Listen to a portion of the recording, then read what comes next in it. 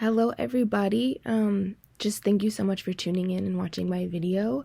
Today we're going to talk about functional analysis, and we're going to talk about what that term means, what components a functional analysis contains, and how a functional analysis is used when trying to determine functions of a behavior.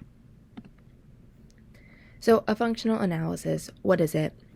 I included a quote here: antecedents and consequences, which are represented in a person's natural environment, are arranged so that their separate effects on problem behavior can be observed and measured. So I want to clarify that when determining the antecedent, you are looking at what happened right before the behavior occurred. So for example, let's say Timmy becomes upset and throws his Chromebook across the room. Well, you have to consider what happened right before this behavior.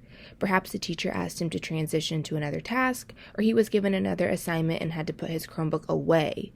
So those instances would be referred to as the antecedent.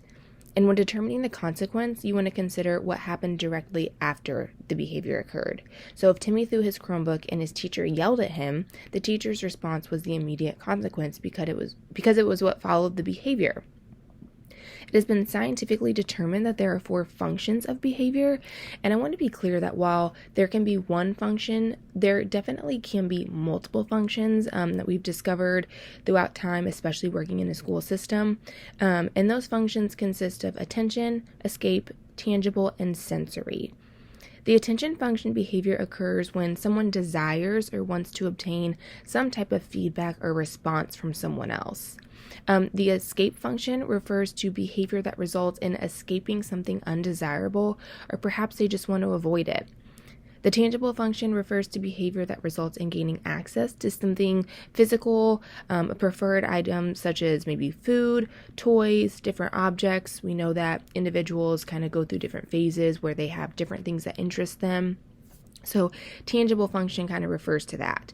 The sensory or automatic function behavior occurs when an individual wants to experience some sort of enjoyable stimulation. It can also look like behaviors that provide relief.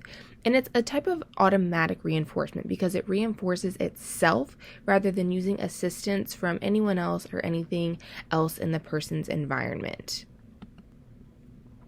So, conditions. Functional analysis consists of test and control conditions. The 4 test conditions being contingent attention, contingent escape, contingent tangible, and alone, and the control condition being play. So, here we have the play control condition, and in this instance, the individual has access to their preferred items freely and openly, right? They may receive attention, no other demands are placed, and in this instance of behavior, the problem behavior is ignored or calmly and neutrally redirected.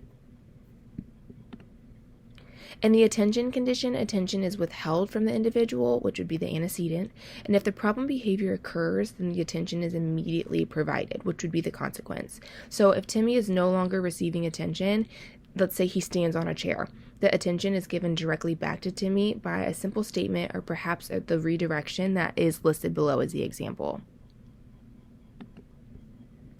In the escape condition, the individual is given a task demand with a 3-step process. So you have a verbal prompt, for example, put the blocks in the bag.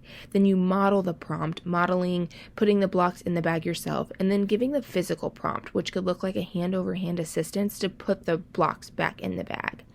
And if the problem behavior occurs after the antecedent condition, the items are immediately removed and the student is provided with a break. In the tangible condition, individuals have free access to their preferred items. However, the items are then removed, and if problem behavior occurs, the consequence is giving access back to those preferred items. And the alone condition is fairly simple. Low levels of stimulation are present and the individual is essentially just alone. If there's an instance of problem behavior, it's really just ignored. And it can differentiate whether a behavior occurs for a non-social reason or maybe it's maintained by automatic reinforcement. So like sensory behaviors that occur during those moments, such as hand flapping.